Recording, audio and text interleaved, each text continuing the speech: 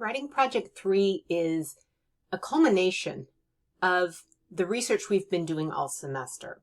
So if we look back at our Writing Project 1 was an autoethnographic essay where we looked at our own personal experience within a subculture and our observations of that subculture to find an issue or identify an issue or some kind of action that was socially significant.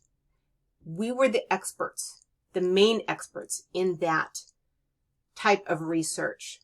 Then in our Writing Project 2, we took that same issue that we had located and we went to the library. We went and gathered credible sources, credible authors who had published their research on this topic in order to find and acquire a well-rounded view of what this problem looks like beyond simply our own observations. And now this Writing Project 3 is a culmination of that.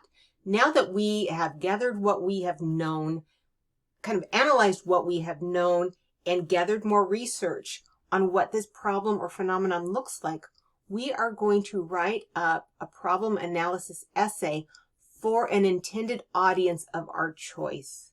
Now, this type of writing where we analyze problems and present it to an audience is very common and very common in education, in academia, and also in the world, in business, in the social sciences, in life, really.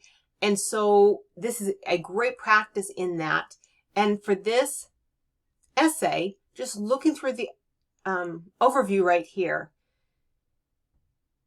the first couple paragraphs kind of repeat what I've just mentioned, but what we're going to do here, starting here, having gathered these sources together and taking the time to read and listen what these experts had to say and combine it with what we have witnessed, what we are going to do here is synthesize our research and analyze what they have to say and present it to this audience. And so a synthesis simply means bringing together separate things to create a new whole.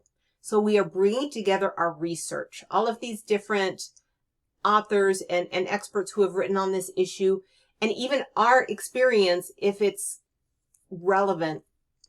I'm not relevant, of course it's relevant, but I'll mention that, what I mean in a minute. But we're going to bring that together and write up a conversation for our audience.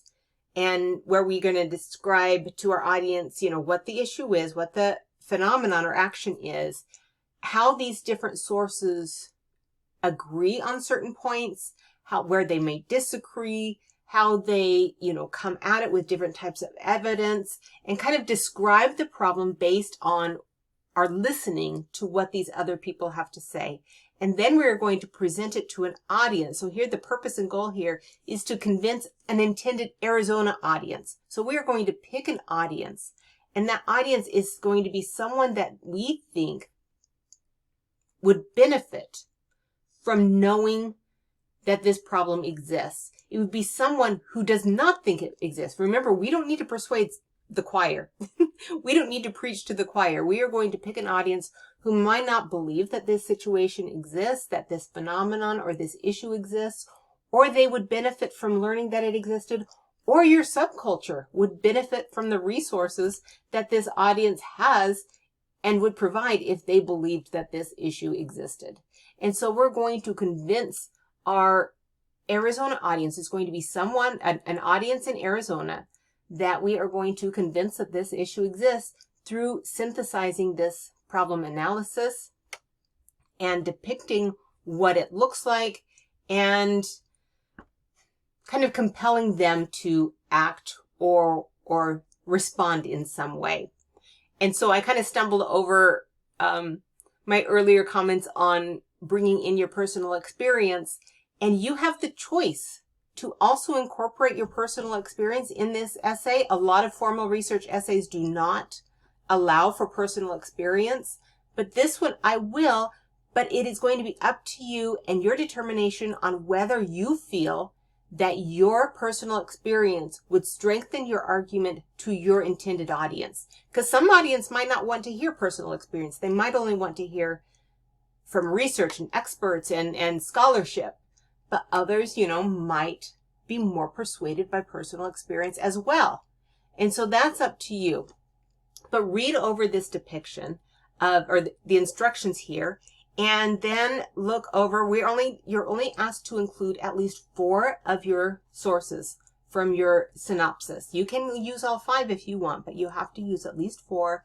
You have to incorporate the 2 peer-reviewed articles and the 1 local source. Since you're trying to persuade an Arizona audience, you should bring in a local source so they know the problem exists here.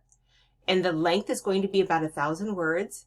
And so look over here, look over all of the criteria, and we will be going over this SOAR method on how to synthesize different sources. And it's a really helpful, you will use it over and over in college and in other situations, but it is a really helpful method. And we will practice this later on in the week. So let me know if you have any questions on this, okay?